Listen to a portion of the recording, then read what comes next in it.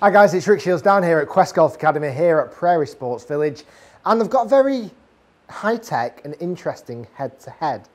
And this is in association with GolfWRX.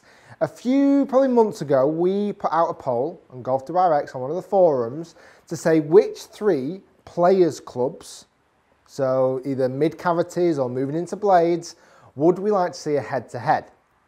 And the GolfWRX forum voted, and 3 clubs came out on top. And what I've done with these 3 golf clubs to make it the most accurate test possible, we've had them built exactly the same spec. So let's talk about the clubs first.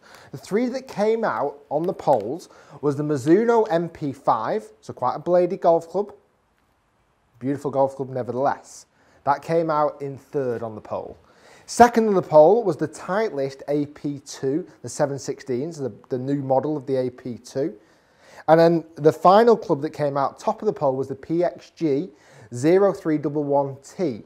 And I think this is going to be an incredible matchup. So I went about getting these golf clubs in exactly the same spec. And I only really knew one place to go for this.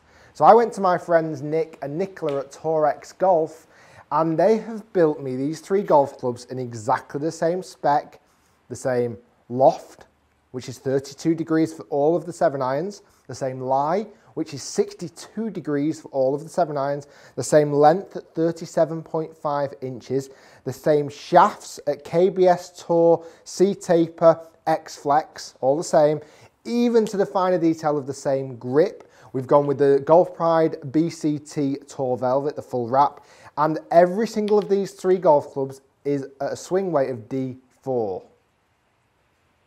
Super interesting this. This is going to be so much fun. I'm going to hit 10 golf shots, 10 real Pro V1s. Yes, I'm hitting them out on the driving range, but I will retrieve them at some point. I'm going to hit 10 brand new Pro V1s, get it on GC2 and the HMT. So I've got the stickers on the club face to measure where strike location was and what the club head speed was, so we can get the absolute most accurate data we possibly can. I'm even going to go to the extent where I'm going to alternate between every three shots. I'm going to swap clubs. So I'm going to hit 3 shots, then swap onto the next club, then the next club, and then the final round will just be 1 shot each from the clubs to get 10. And then we're going to have a look at the averages. This is going to be so much fun. Right, I'm going to go Mizuno, TITLEIST, PXG, start the rounds, and then I'll hit some shots, you can see them, but then stay tuned and we'll have a look at the data that was collected from this test. This is going to be a lot of interesting funness. Let's get going.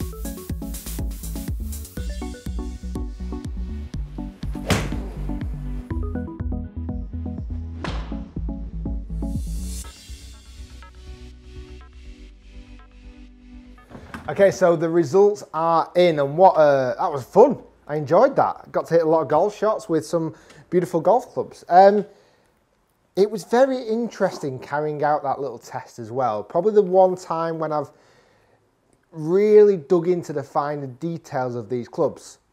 I didn't mention before, and I got thinking as I started to hit the shots, the only thing I didn't tell you about was the grooves. I actually counted this, how silly it got.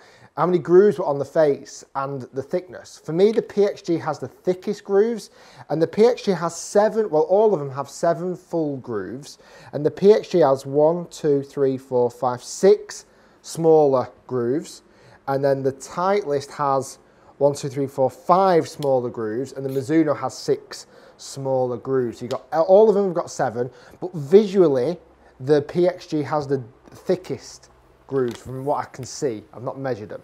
Let's have a look at some data. Feel-wise, there were differences between the 3, as you would imagine, but they are all forged heads.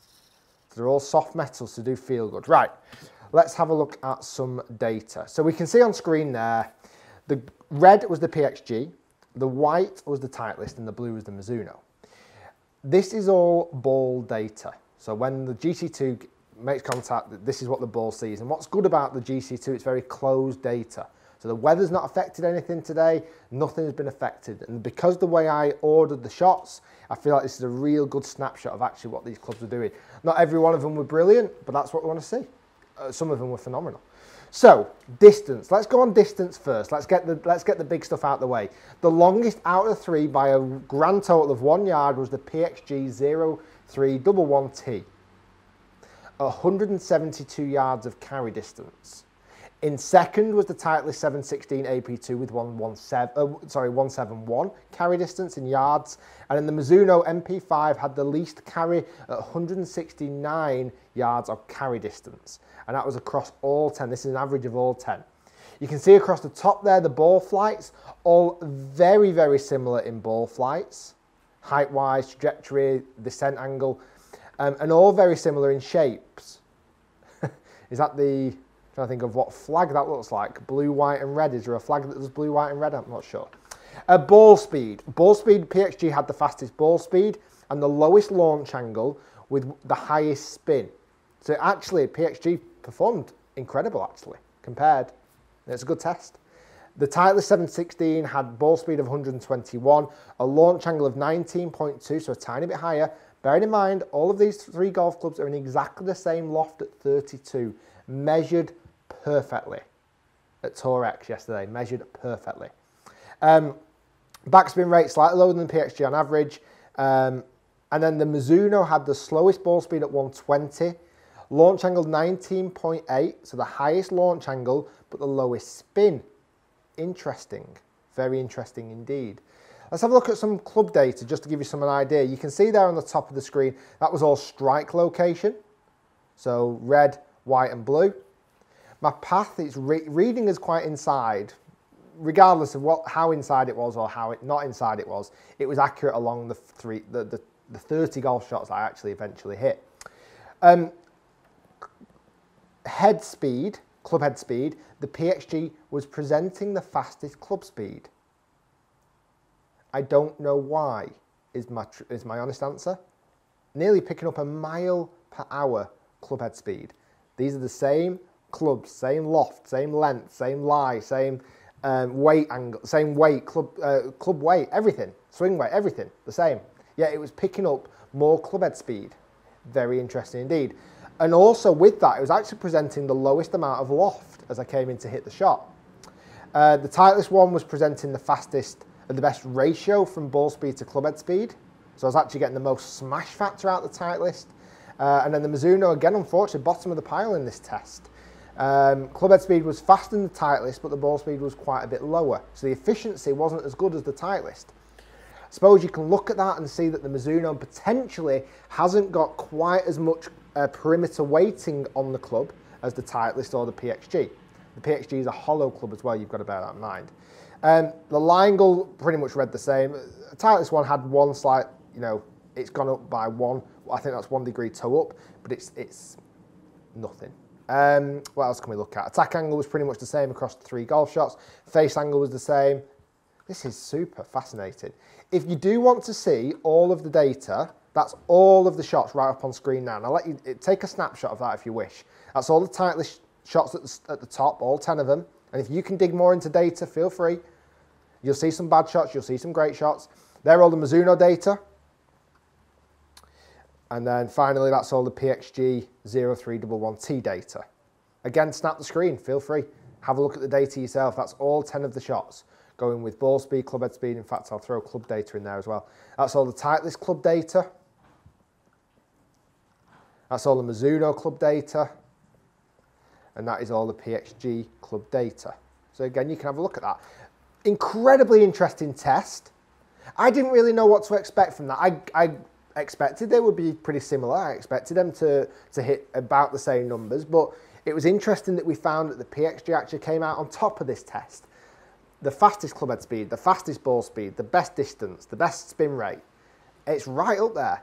That was the players category, and that was a vote, an online vote on GolfWRX. Now, if you want to get involved in the next poll, click the link below. We're going to go, should we go forgiving irons next time? Let's go bigger size head. Let's go more of the kind of the oversized head category. There'll be a list on there in the link below. You can click, and whichever you vote, we'll give it about 2 weeks, and I'll do the same test again. Same shafts, same lofts, same lies, and let's see out the forgiving market, potentially which club is coming out on top there, out the ones that you test. Guys, thanks so much for watching. Hopefully you've enjoyed the video. It's not so much, it's more of just a test. This wasn't a review of any sorts. It was just a test. I wanted to see what the clubs did. And if I was to look at this range of clubs, I would definitely persuade towards the PXG on this test. They seem to give me the best numbers. Guys, thanks for watching. Hopefully you've enjoyed the video. If you have, do click thumbs up. If you are new to my channel, do click subscribe. It's down here in the corner. It's a cool video that I do with GolfWRX. They're a little bit more in depth, a little bit different to my normal content. If you enjoy it, do let me know in the comments below. Thanks for watching, guys, and we'll see you next time. That was good fun, that. I really enjoyed that. I can rest now, have a nice drink, and we'll see you soon.